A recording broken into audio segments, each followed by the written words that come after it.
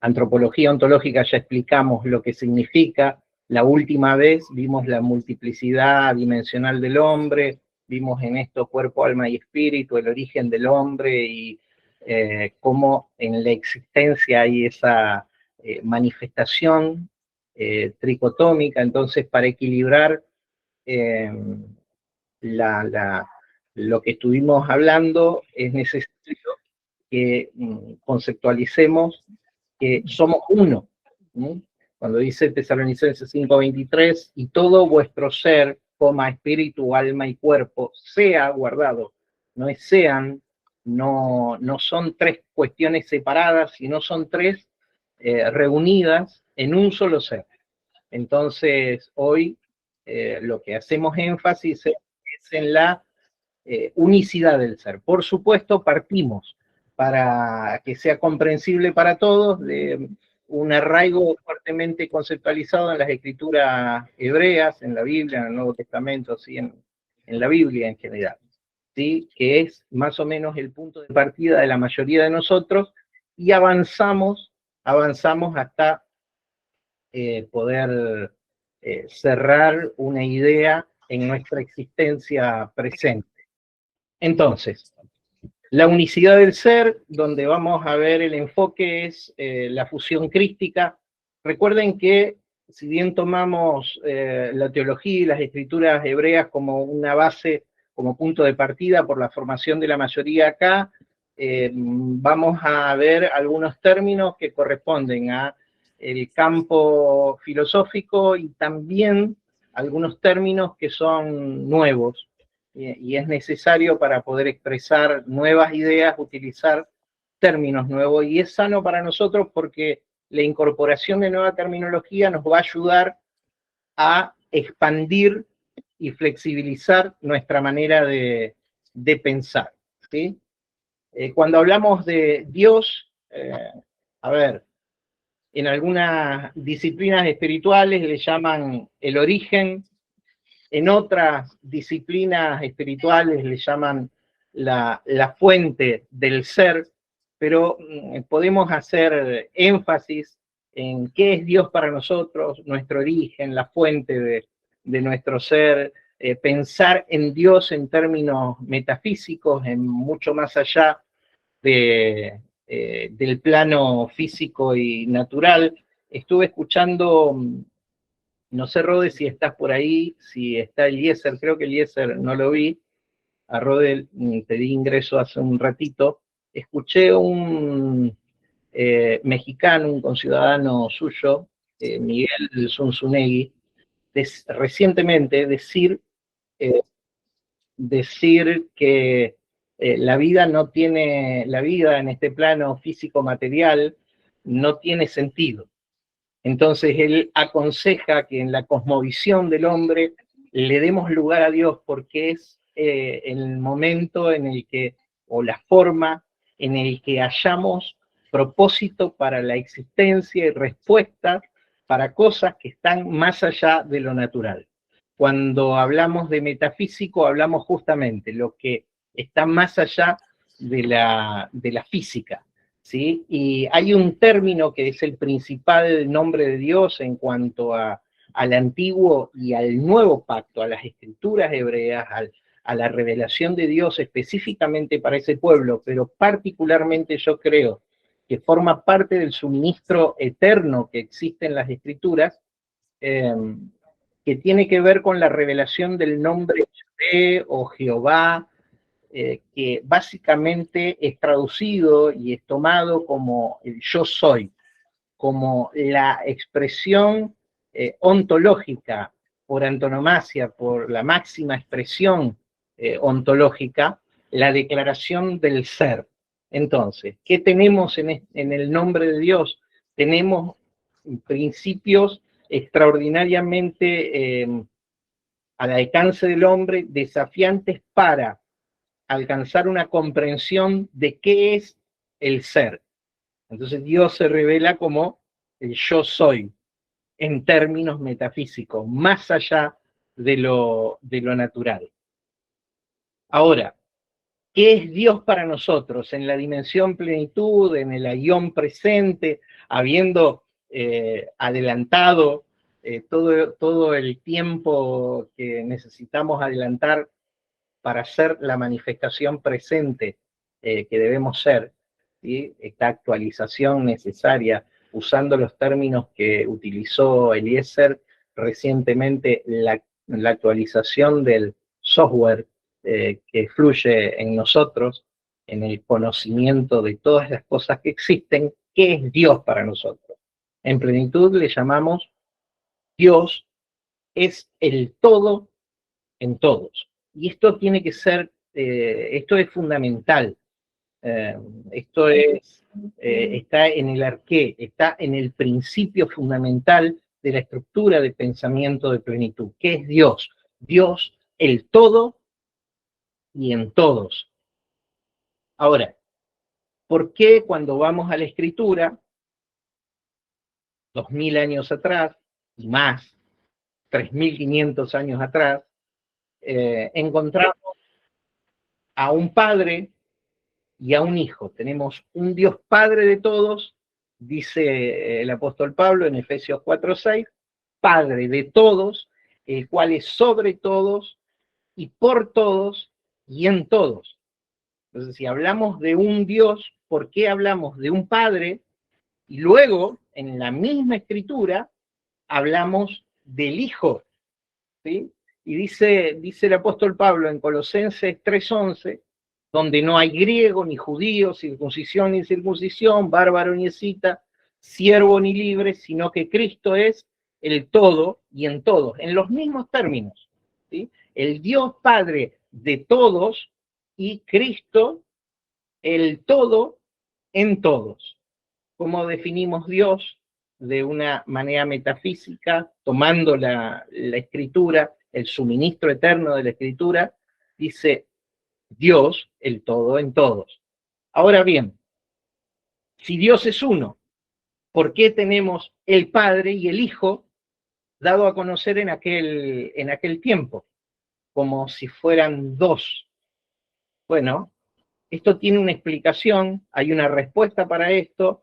Si nosotros logramos sistematizarlo en nuestra comprensión, nos va a ayudar para desanclarnos de la era anterior, del aión de los pactos, de la religiosidad, básicamente, de lo que atrasa tanto la vida y pone al hombre en un modo de desactualización.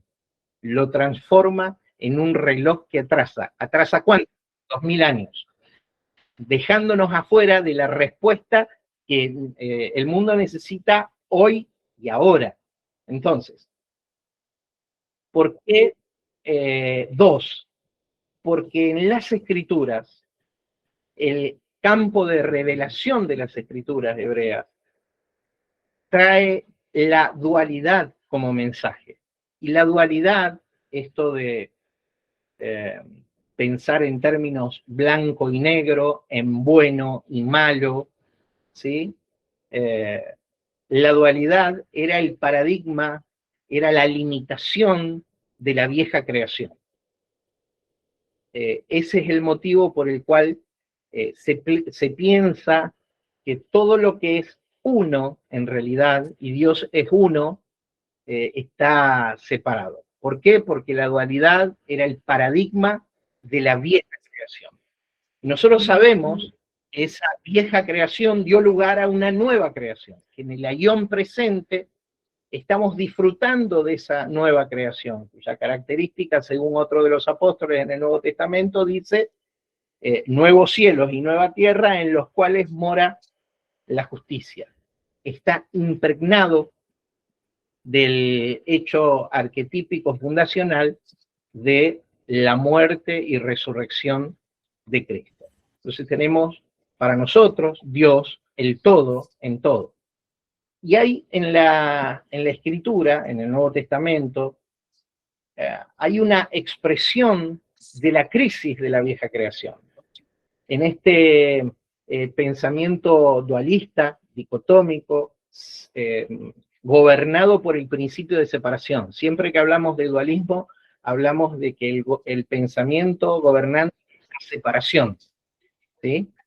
Cielos y tierra, espiritualidad y naturalidad, el hombre y Dios, ¿sí? Textos como, por ejemplo, vuestros pecados han hecho división entre Dios y los hombres, ¿sí? Hay una expresión de la crisis de la vieja creación en la mente de alguien que comprendía lo que iba a venir. Estoy hablando de Jesús de Nazaret en el huerto de Getsemaní. Ahí fue donde ese pensamiento dual entró en crisis en el mismo Jesús, que tenía conocimiento de la unicidad, que portaba el conocimiento de la unicidad, como debido al ser eterno que lo habitaba, al Cristo que era. Entonces, en la oración del huerto de Getsemaní, en Juan capítulo 17, en las palabras de Jesús, vemos la crisis de aquella vieja creación. En esa crisis, él trae a conocimiento, a mención, cuál era su saber, cuál era el saber de Jesús. Entonces hay un pedido en el verso 5, donde Jesús, hablando a su Padre, le dice, glorifícame con aquella gloria que tuve antes que el mundo fuese. ¿Cuál era la gloria que el Hijo tenía con el Padre antes que el mundo fuese? La unicidad del ser. Antes de aquella vieja creación, ¿cuál era la gloria? La unicidad del ser. Guárdalos, verso 11, guárdalos en tu nombre. Está hablando ahora de los discípulos hebreos de aquella primer comunidad de cristianos, de los 12, de los 120, guárdalos en tu nombre. En el verso 21, Jesús, en medio de esa crisis de la vieja creación, de la mentalidad dual gobernante que había, él dice, para que todos sean uno, porque ese era el conocimiento que él tenía. Como tú, oh Padre, en mí y yo en ti, que también ellos sean uno en nosotros. La gloria que me diste, yo les he dado, esa gloria que había en el principio, la gloria de la unicidad, yo les he dado para que sean uno, así como nosotros somos uno, yo en ellos y tú en mí, para que sean perfectos en unidad. A ver, la unicidad del ser. Jesús orando antes de la apertura de la nueva creación por su saber sobre lo que iba a venir para que todos los que vayan a creer, ya la iglesia del primer siglo, no nosotros, la iglesia del primer siglo, ya puedan disfrutar de esa unicidad, de esa unión con Dios.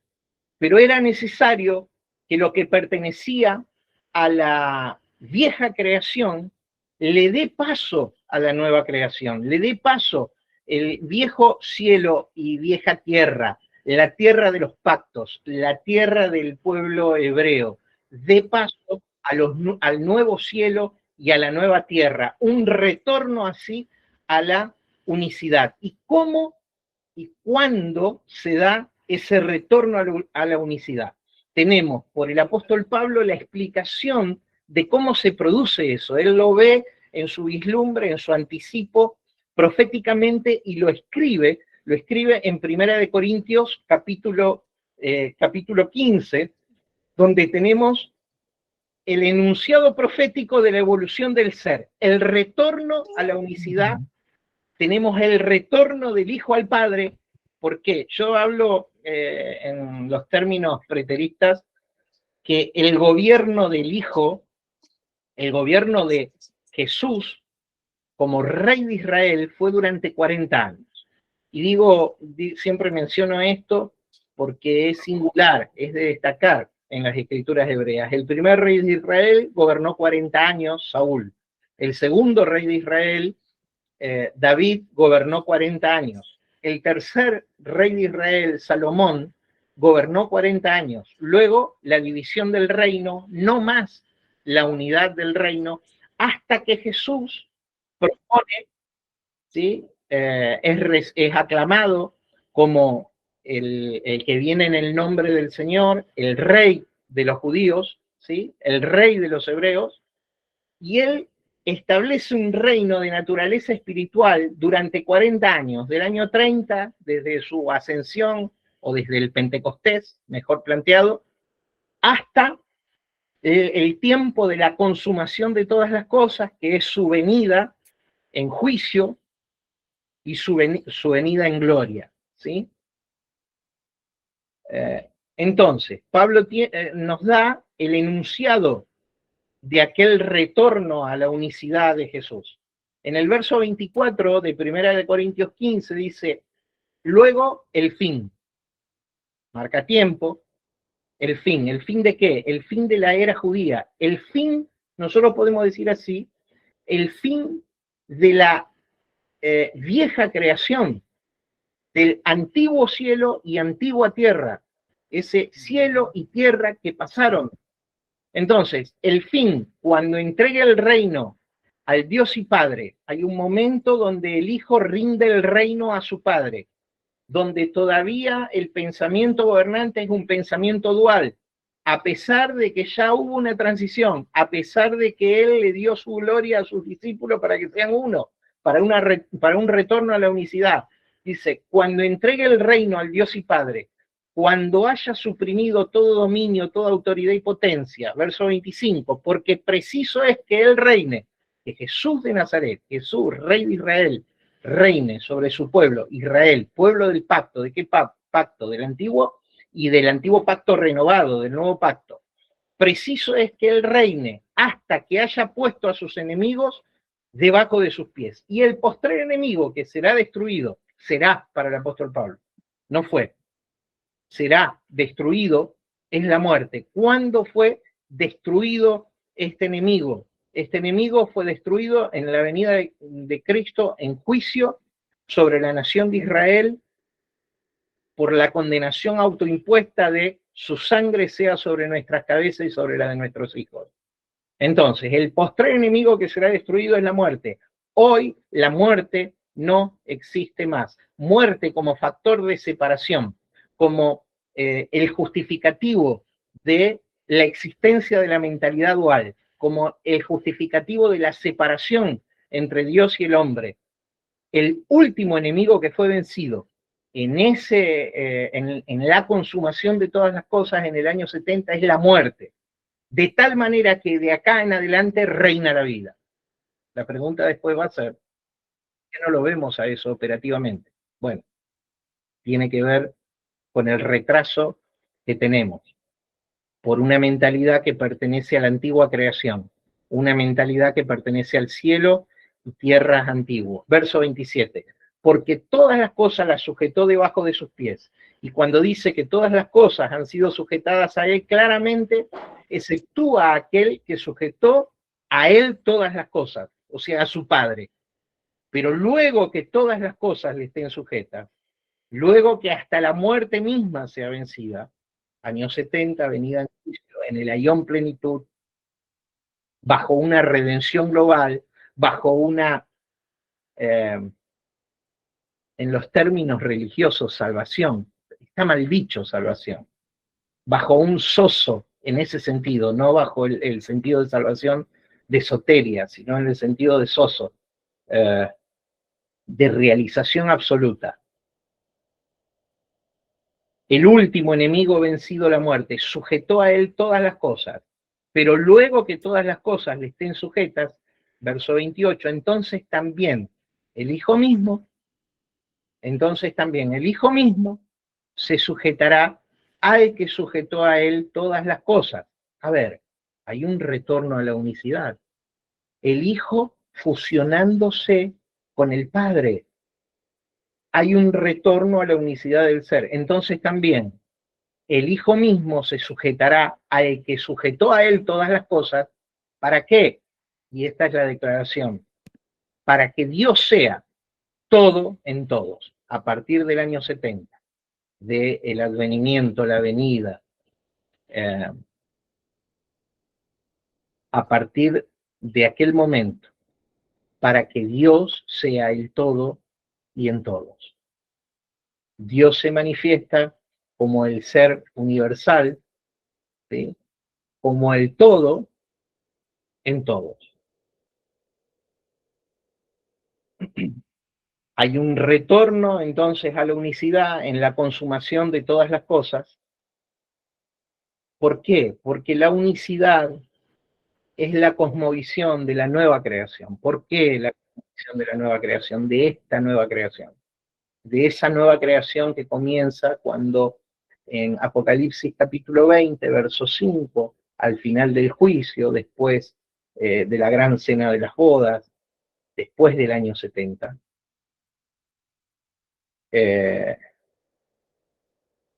Jesús declara, el Cristo eterno declara, y aquí yo hago nuevas todas las cosas. Entonces, la unicidad es la cosmovisión de la nueva creación. Hubo un retorno a la unicidad del ser.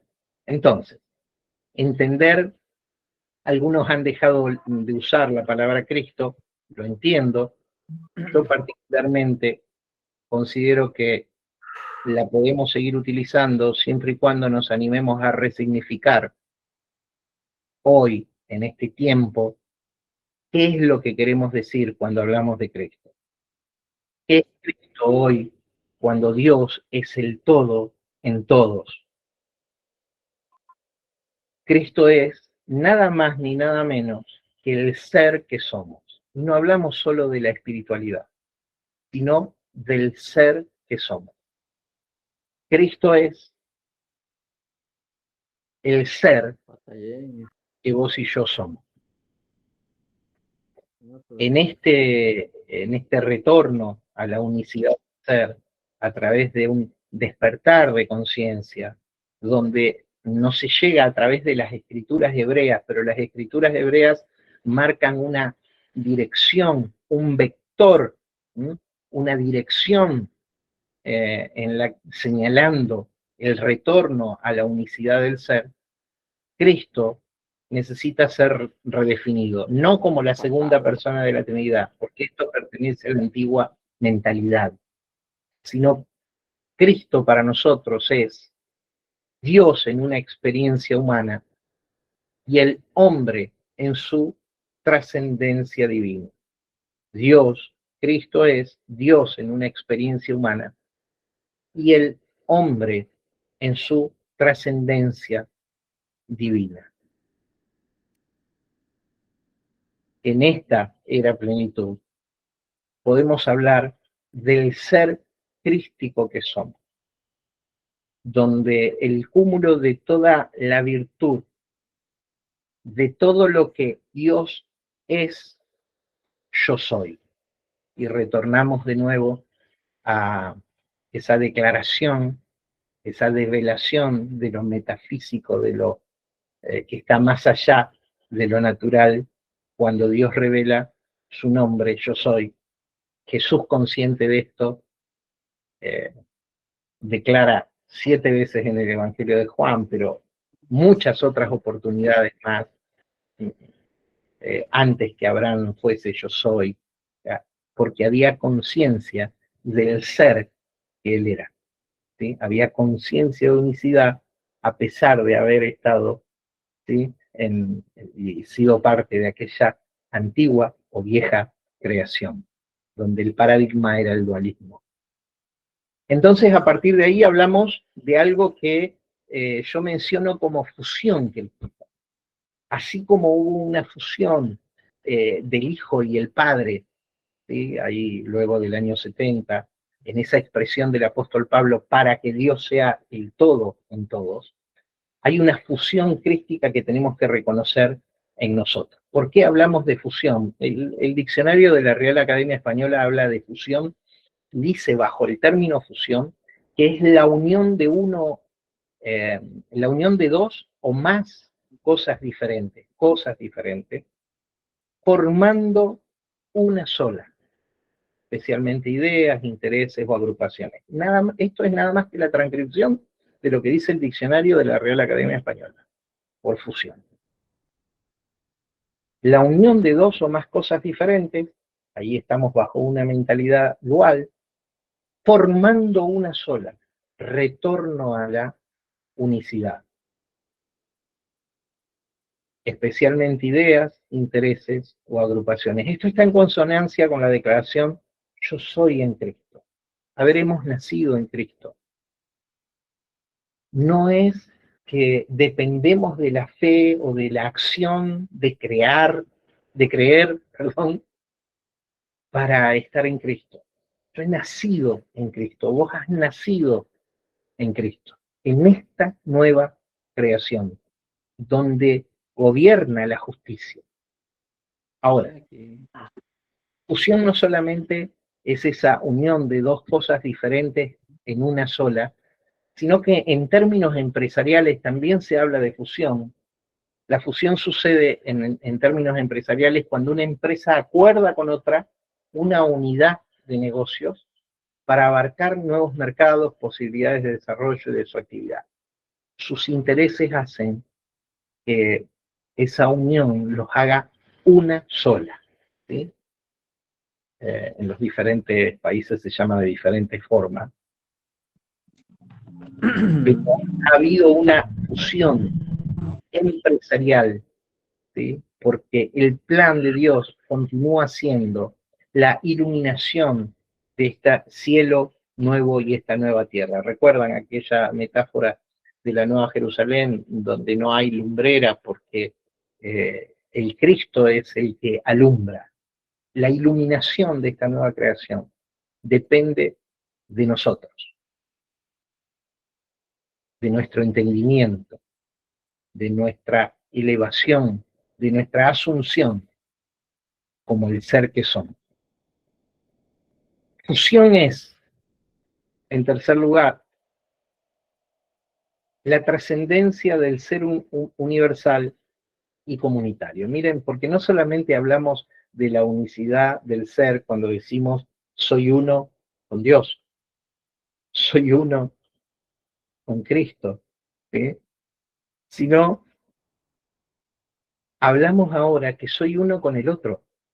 El otro es otra expresión de mí mismo, de que estamos hechos de lo mismo, y yo insisto con esto de en una gota está todo el océano, porque la gota en sí misma contiene la información de toda aquella vastedad. ¿Sí?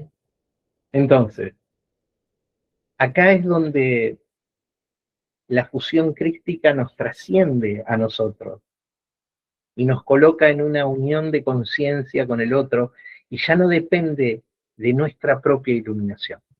Ya no depende de la individualidad, de la apropiación de estas verdades o de la asunción de estas verdades, sino ahora depende de una construcción comunitaria donde el otro es tan o más importante que uno mismo.